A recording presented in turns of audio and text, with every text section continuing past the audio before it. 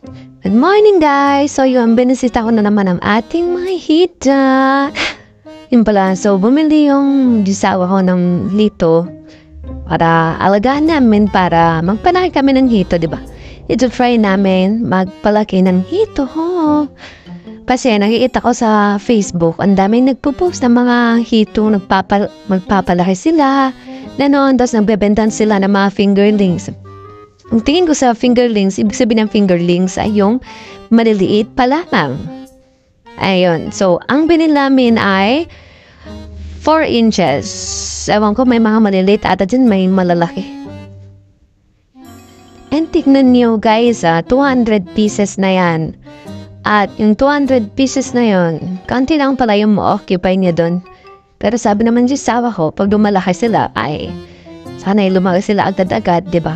Hindi agad-agad, basta lumaki sila. In the right time. Ay, charot. Yan. So, pag lumaki yung mga yan, hindi na sila magka-accident. Kaya 200 pieces lang muna yung binili namin.